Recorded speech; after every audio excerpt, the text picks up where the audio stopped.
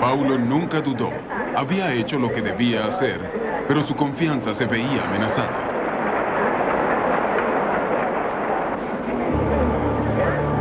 Sus últimos años como papa fueron una especie de lenta crucifixión para él, pues organizaba su propia falta de popularidad. El éxodo masivo de sacerdotes de la iglesia y la creciente violencia del mundo secular.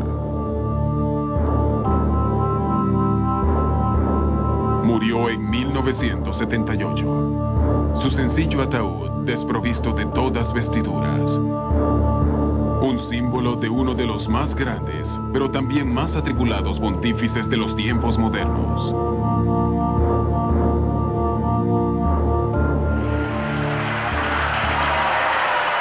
Su sucesor fue Juan Pablo I, un obispo sencillo y de buen humor, elegido para levantar la penumbra que había reinado durante los últimos años de Paulo. Anche il Papa è stato alunno di queste scuole. Algunos dudaban que tuviese la resistencia para ser papa, pero no hubo tiempo para averiguarlo. Fue encontrado muerto en el apartamento papal justo un mes después de su elección. A la gioventù e alla parrocchia. Unfortunately, the Vatican engaged in a rather silly cover-up. The Pope's housekeeper, a nun, had in fact brought him coffee that morning in bed, and that's how she discovered him. But of course, being in the Vatican, celibate priests and so forth, they weren't allowed to give out the idea that a nun would go into a Pope's bedroom, so they said it was the secretary. Somebody else thought up the idea that he was reading a holy book, The Imitation of Christ, and this was found in his hands. And as a result of this, when these little white lies were discovered, this gave rise to the notion that there was a huge cover-up.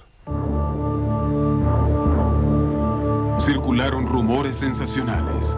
El Papa había sido asesinado, silenciado antes de que pudiera denunciar la corrupción en el Banco del Vaticano o cambiar la doctrina sobre el control de la natalidad. But when you think about it, this is extraordinarily logical, because it's almost like saying, you should cut off your grandmother's head because she's got a pimple on her nose. So all the indications are he stopped his medicines and he died of an embolism about 3 weeks after that occurred. Pero, ¿por qué habría de parar sus medicinas? ¿Fue esta una decisión consciente? Seguramente no. En su elección, Juan Pablo había asistido a su puesto inmediatamente como era de costumbre. Nunca regresó a Venecia para empacar su equipaje ni sus medicinas. Nadie lo notó. Su inesperada muerte impactó al mundo. Los cardenales habían elegido un hombre bueno y sencillo, y el Señor se lo había llevado. ¿Había un mensaje en todo esto? La opinión general exigía otro papa pastoral.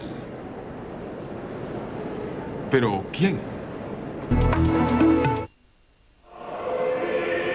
El sucesor número 261 de Pedro, el heredero de la dinastía más perdurable del mundo, Juan Pablo II. Un papa polaco, el primero no italiano en 400 años, obispo de obispos, el vicario de Cristo.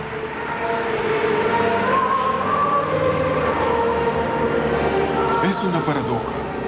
Populista, carismático, campeón de los derechos humanos y de la libertad religiosa, pero ultraortodoxo y conservador.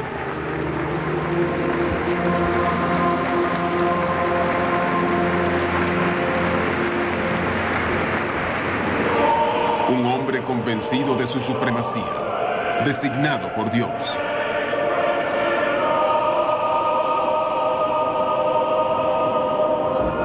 El Papa debe sufrir, dijo.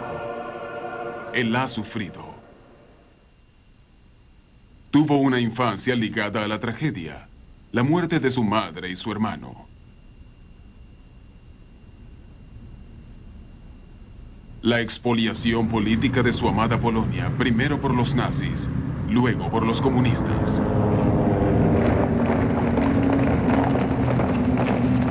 Durante la guerra trabajó en una fábrica de productos químicos. Llegó a familiarizarse con el horror. Fue poeta, dramaturgo, filósofo y luego sacerdote. Entrenado en secreto para servir a una iglesia que sufría en silencio. A su tiempo, tenía que pedir libertad.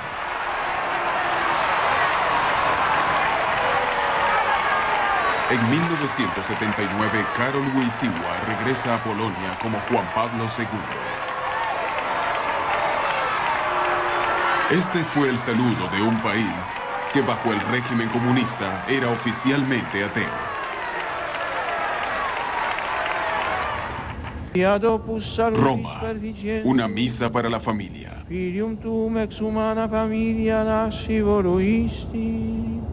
Juan Pablo predica en una nación católica occidental con el más bajo índice de natalidad del mundo, no a la anticoncepción, no al aborto. En asuntos de la familia, la voluntad de Dios debe prevalecer. El mismo mensaje llega a los católicos del tercer mundo. La anticoncepción es intrínsecamente maldad.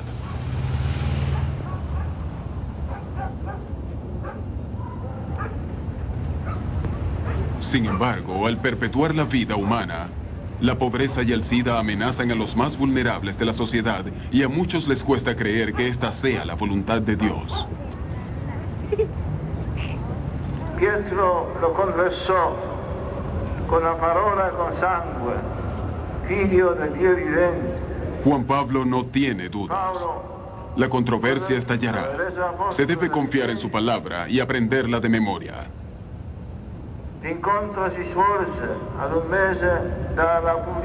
Los católicos miran a un papa que ha dedicado libros, obras y poemas a la celebración de las mujeres, pero que rechaza la noción del derecho a elegir de la mujer. En 1995, declaró el debate sobre la ordenación de las mujeres cerrado. No hubo debate. Cristo eligió solo a los hombres como apóstoles. Solo los hombres pueden ser sacerdotes. Es una visión severa, paternalista.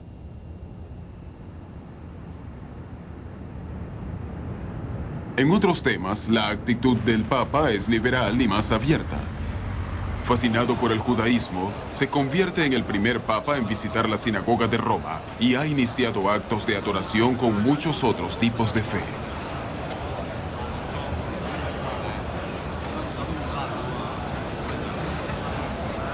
Como eslavo, espera que el Oriente cristiano acabe con la hostilidad entre los católicos y los ortodoxos, la cual considera ha dejado la Iglesia respirando con un solo pulmón. So our prayer, our desire, our effort must be to go back to the unity of the first millennium as we approach the third one. Paradójicamente, es la exaltada visión de Juan Pablo del Papa como un obispo supremo. As the successor of the Apostle Peter, whom Jesus Christ placed over his church, I have a binding duty to encourage and strengthen the faith of my brothers and sisters wherever they are.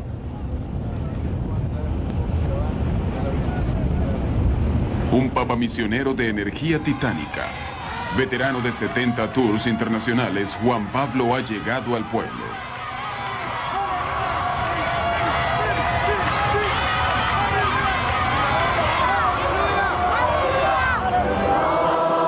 He has seen himself as bishop of all the Catholic churches throughout the world. Now, at one level, that's enormously appealing. Crowds turn out in their tens and hundreds of thousands to see him. People want to touch him and be touched by him. He has great rapport with the people. But at another level, that's profoundly disabling for the local churches, because he becomes the bishop. Il ricordo del convegno di Palermo